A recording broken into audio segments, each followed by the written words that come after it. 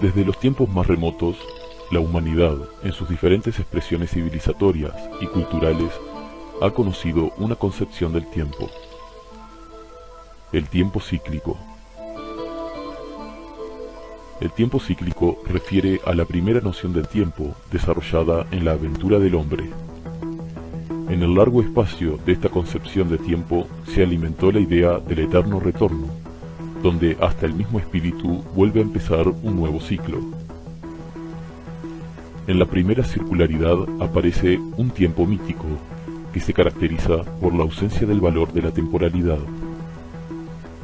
En las culturas tradicionales, tal como enseñó Mircea Eliade, existía un tiempo cíclico, marcado por ritos periódicos en relación con los procesos de siembra y cosecha, por los solsticios y ritmos significativos del sol y de determinados astros, por festividades religiosas periódicas, por celebraciones que emulaban el origen o fundación de su cultura. El tiempo como medida no tenía valor. El hombre vivía y explicaba el mundo que lo rodeaba de forma sagrada. Es la primacía del homo religiosus.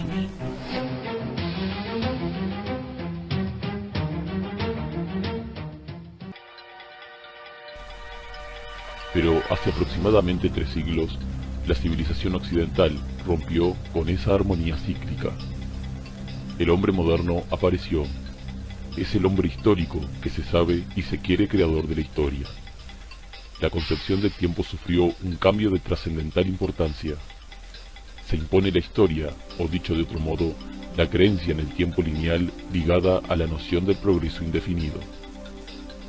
El surgimiento de esta concepción del tiempo nace con la modernidad, época en la que hoy la humanidad se siente sin respuesta alguna ante la trascendencia, y que a su vez está comenzando a cuestionarse.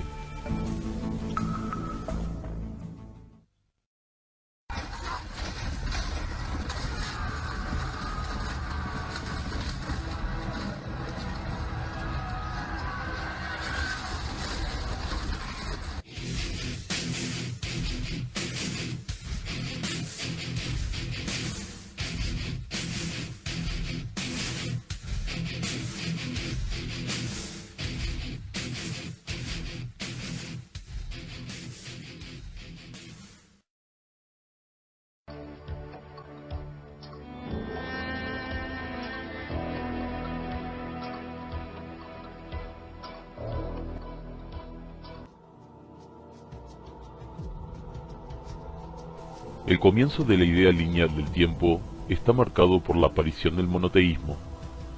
La construcción discursiva de la Biblia proyecta de manera revolucionaria en la historia una forma de flecha que parte del pacto de Dios con los israelitas, en el cual éste ofrece una tierra prometida desde la que el tiempo material, el terrenal, no regresará. El cristianismo toma esta concepción para sí y la introduce en Europa. Un elemento central de la maduración de esta idea del tiempo lineal es la división entre pasado, presente y futuro, que se une a la teoría primitiva de la tierra prometida, cuyo hito divisor sería el llamado juicio final.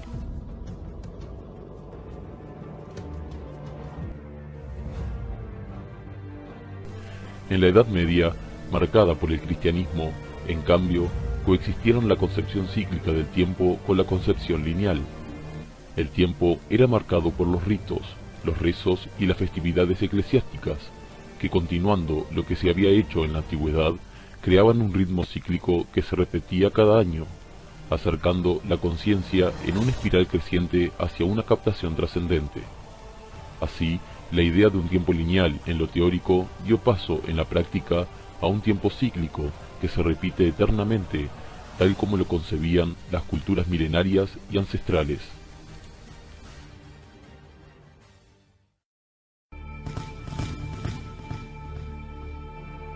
Finalmente, la Edad Media fue culminando, y con ella toda su concepción de los ciclos. Comienza a esbozarse la modernidad, la gran cultora del tiempo lineal. Pero la modernidad no solo inaugura la primacía de la visión lineal del tiempo, dando paso a la historia, sino también a la idea de progreso, teorizada ya por Leibniz en el siglo XVII. El progresismo inunda todas las teorías modernistas hasta el día de hoy.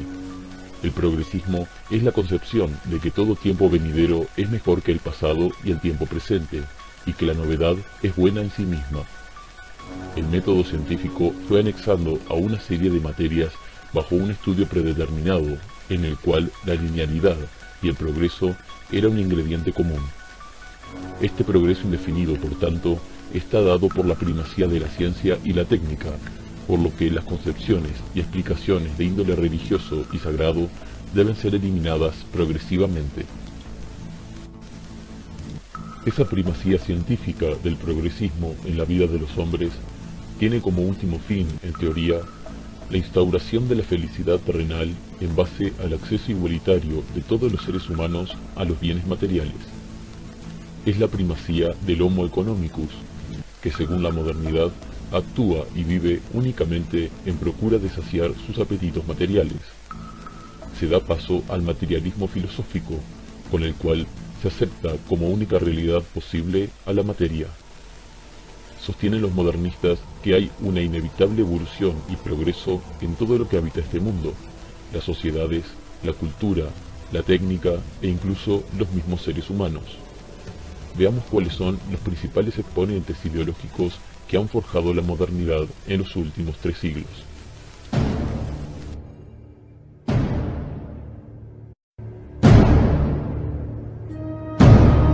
No es hasta el siglo XVII que la burguesía tomó la linealidad como referencia central para el proyecto industrial. Así, el crecimiento económico a través del capitalismo tendría un desarrollo lineal con distintos estadios de superación, cuyo fin es el desarrollo indefinido. La burguesía proclama el igualitarismo basado en la felicidad material, y el dinero suplanta a los antiguos valores tradicionales. Acumular riquezas para los liberales es sinónimo de libertad, igualdad y sobre todo progreso. Todo el siglo XVIII verá el desarrollo ininterrumpido de esta promesa de carácter histórico.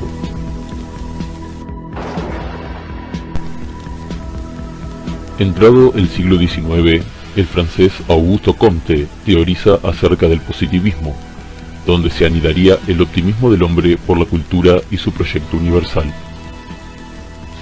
Según Comte, las sociedades transitan por 3 estadios diferentes, cada uno de ellos en continuo perfeccionamiento: el estadio teológico, el metafísico y finalmente el estadio positivista, el que le brinda a los hombres todas las explicaciones del mundo que lo rodea, pues posee el conocimiento de la ciencia.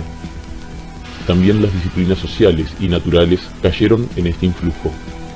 El desarrollo industrial, como una flecha, llega a un máximo de optimismo a fines del siglo XIX, en la que los teóricos positivistas esperaban la proyección de invenciones capaces de promover la conquista del hombre sobre la naturaleza.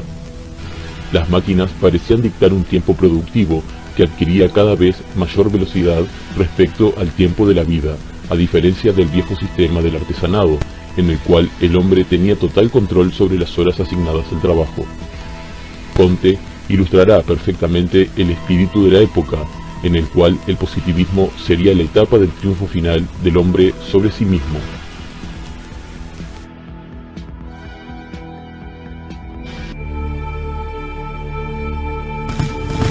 Si las sociedades evolucionan de un estadio a otro, como expuso Comte, es lógico que el hombre también evolucionase. Las teorías evolucionistas tuvieron un desarrollo progresivo a lo largo de toda la modernidad, pero no es hasta las teorías de Charles Darwin en el siglo XIX que el evolucionismo se convierte en verdadera religión moderna. Esta evolución biológica, sostenía Darwin, es infinita, llegándose a teorizar acerca de un hombre del futuro, más inteligente, más humano. La vida surge en el planeta Tierra por azar, ya que no existe ninguna fuerza metafísica capaz de existir ni de haber creado al hombre. El materialismo filosófico logra un triunfo político de trascendental importancia. Pensadores posteriores darán infinita gracia a estas teorías evolucionistas.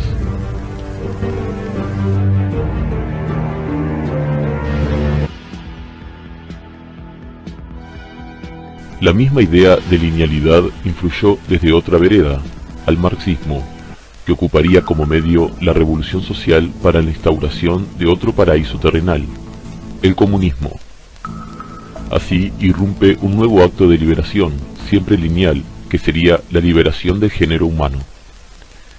Imbuido de la esperanza redentora de la técnica para lograr la igualdad material entre todos los hombres, Carlos Marx niega la importancia a toda trascendencia espiritual y sostiene que las leyes científicas de la historia marcan el camino a la sociedad comunista, una sociedad marcada por el progreso indefinido, donde todos los hombres compartirán una viña de riquezas materiales sin límite. Todas estas teorías han tenido un ingrediente teórico común: el avance siempre sostenido de las sociedades, del tiempo, del hombre y de la historia hacia la conquista de sus prédicas redentoras. El premio, el acceso a la riqueza material en términos de igualdad.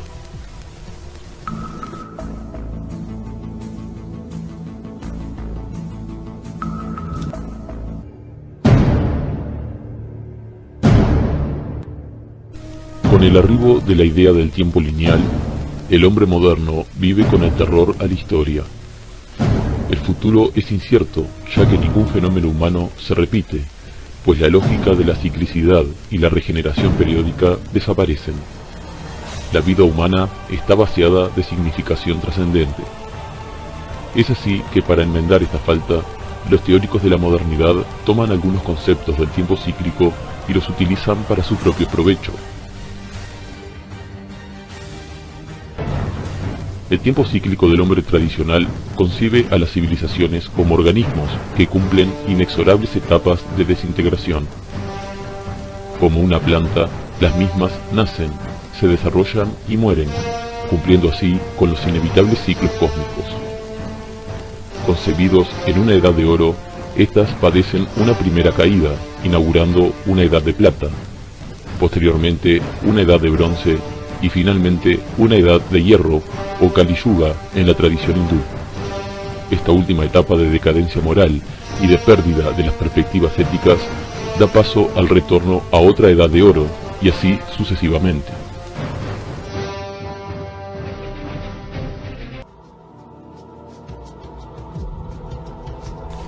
La modernidad desconoce las sucesivas etapas de descomposición por las que transitan las culturas, y por el contrario, invierte el orden y establece una lógica ascendente de constante avance.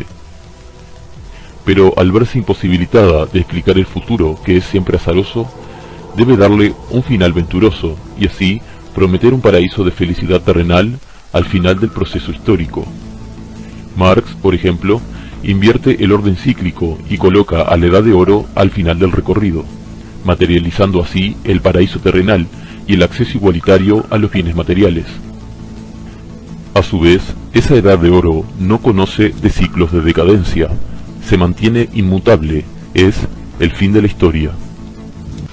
Los liberales ven en la disolución final de todas las barreras comerciales el escenario idílico de la sociedad de consumo, es la instauración de su propia edad dorada.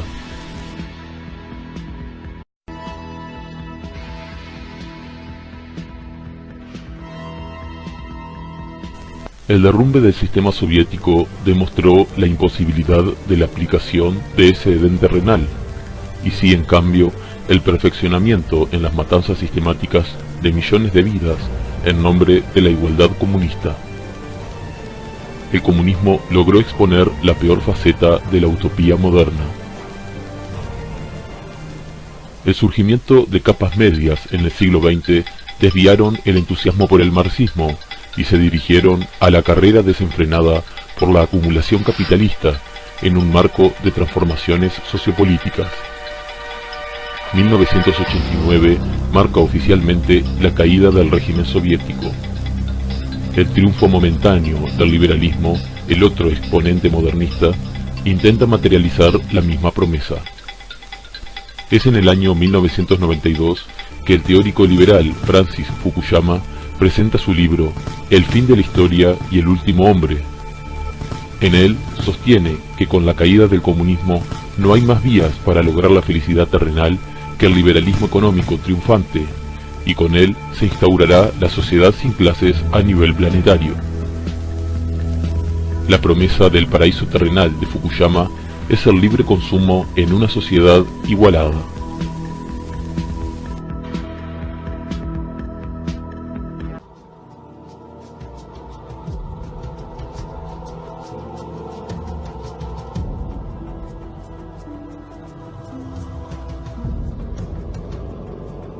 En la medida en que el sistema progresista desconoce la vinculación del hombre con la naturaleza y las determinaciones naturales del ser humano, es inevitable que su proyecto entre en colisión con la realidad.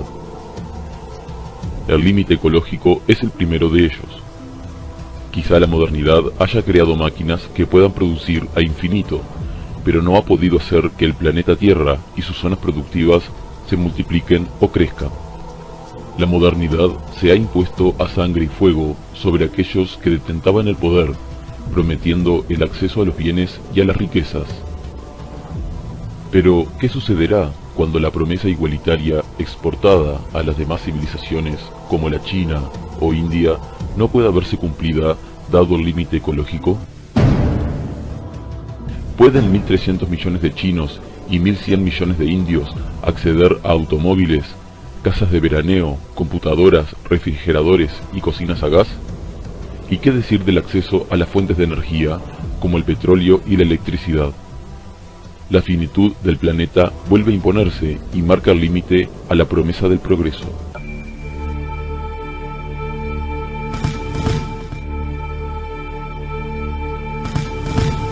La linealidad histórica y moderna en todas sus facetas ha realizado una promesa de alcance mesiánico: la felicidad de todos los hombres a través del acceso igualitario a los bienes materiales.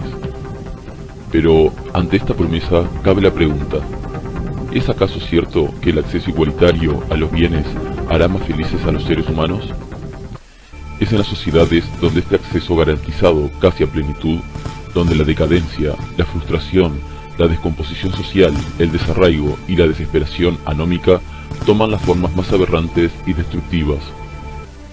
Son en estas donde la mágica fórmula modernista se muestra en su imposibilidad de verse materializada. Las tasas de suicidios en países ultramodernos superan con creces a la de los países más tradicionales.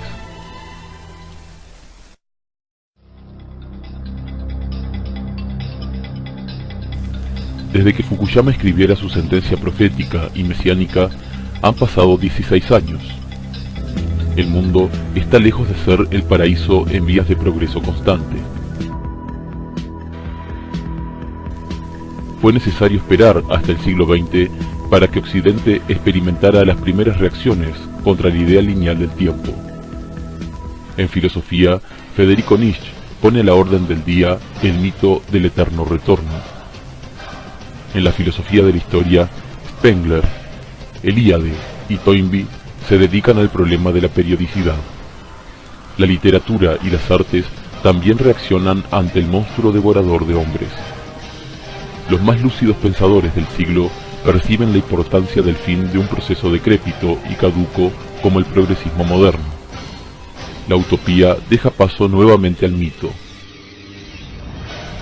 La modernidad omnipotente no dejará de ser lo que la ciclicidad de los hechos continúa demostrando: un ciclo más, aunque ésta se haya presentado como la finalizadora de los mismos.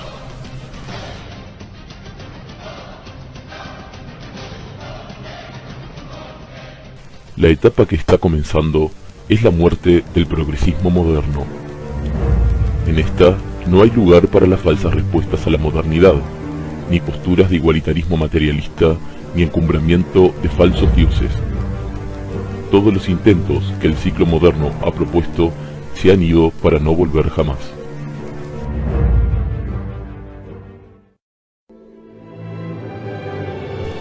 La nueva edad de oro es el regreso a la vida comunitaria, a la tradición, al vínculo con los muertos y la tierra. El hombre de la tradición volverá, y luego de que haya cumplido su ciclo, otro nuevo comenzará, pero cargado de la misma espiritualidad identitaria, pues la razón de la existencia está en el eterno retorno.